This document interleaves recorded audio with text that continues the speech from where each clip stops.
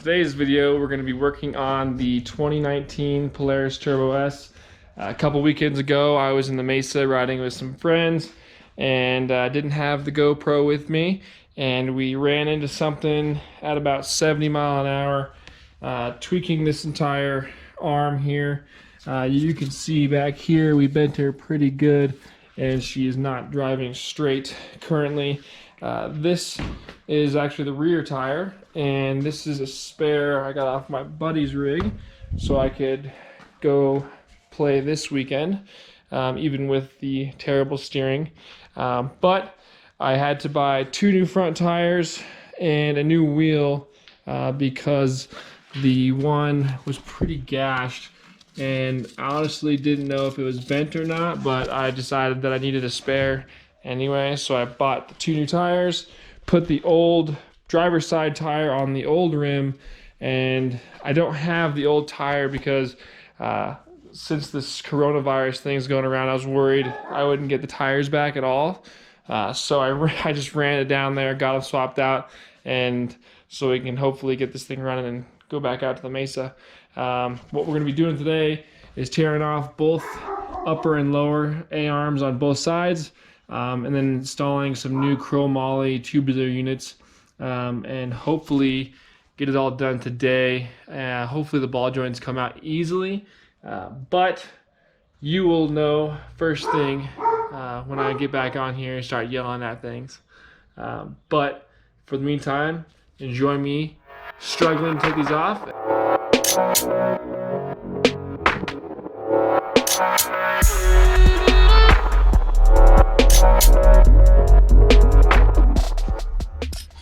All right, so we got the rivets drilled out for the brake lines, the front grille and the front winch plate cover off to expose the 4 bolts that hold on both sides. Actually, there's 8, but these are the front 4 that are harder to get to. It's all pretty easy.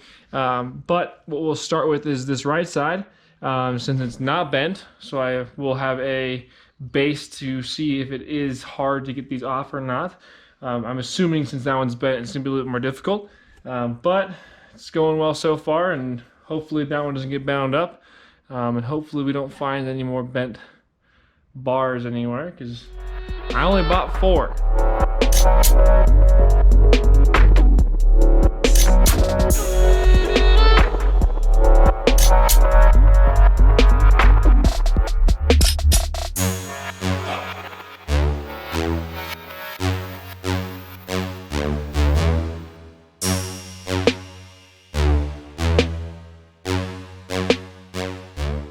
All right, so I got the driver's side off. It was just the 2 knuckle bolts, the 4 actual bolts that mount to the frame, the sway bar link, the shock, and I left the axle and the tie rod out just to support the knuckles so I don't have to tie it up with baling wire or anything. Now I'm going to go to the bent side, see if it comes out the same way, and then once we get them both off, I'll show you the difference between what they're supposed to look like and what they currently look like, which is not good. So.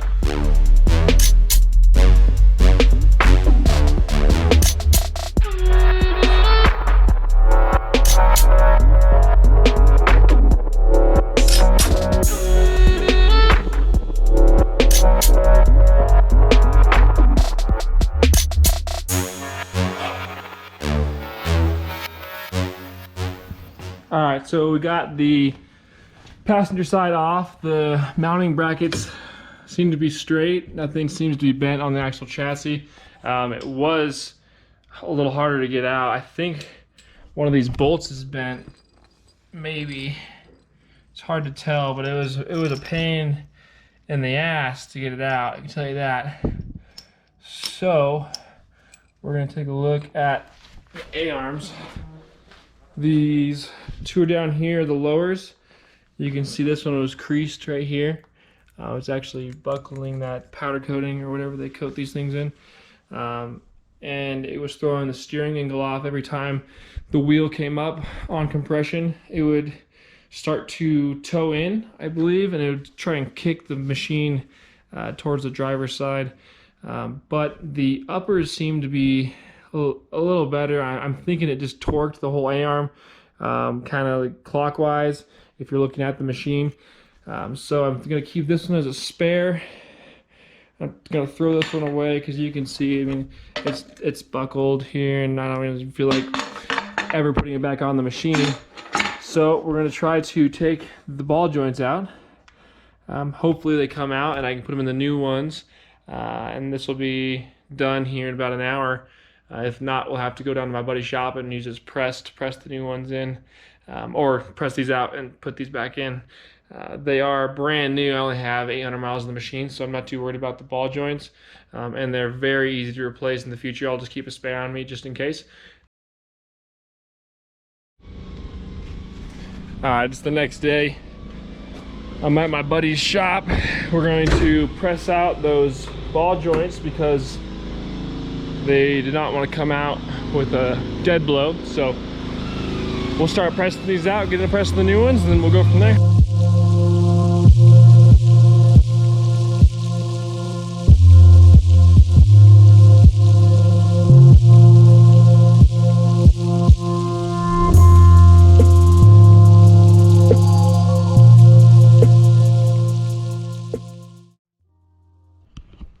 Alright, just got back to the house.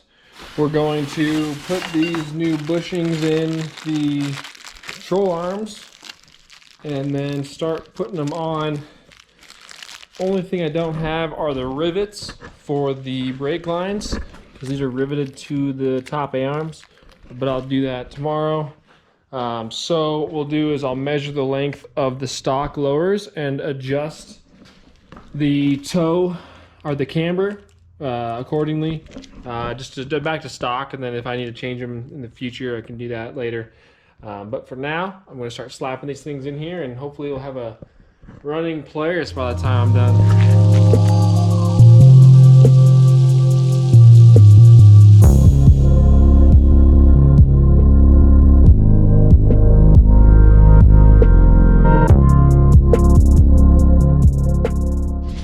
Alright, so we got the driver's side on. All I have to do is tighten up the bolts. Everything seems to be alright. I'm going to throw a wheel on it and check the camber real quick, just so I don't have to pull that arm off again when it's all tight. And then we'll start on this side. We got all the new bushings inside the A-arms. Thank God Rosedale Motorsports here in Albuquerque had them, because nobody else did, and I wanted to go riding this weekend really bad. So what we'll do is start buttoning this side up. I will check the camber on both sides, and then hopefully get everything buttoned up in the next couple hours.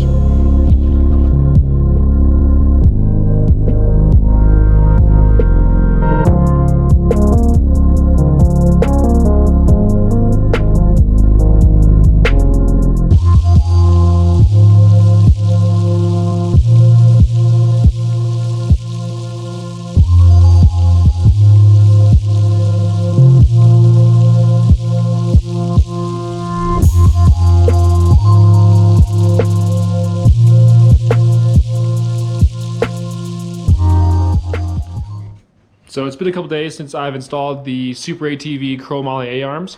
I've had a chance to take it out to the Mesa and put it through its paces, and it does perform just as well as stock.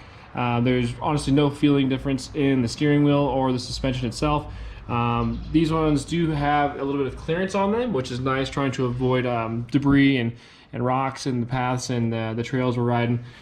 This one actually came with screws instead of the rivets, so it was nice not having to go around and grab the rivets. I could get it all wrapped up that night. It just got a little too late, and I felt like cleaning up and putting everything away. But that'll be it for this video. If you have any comments, leave them below. If you like the video, hit that subscribe button, follow me on Instagram, Snapchat, and we'll catch you on the next one.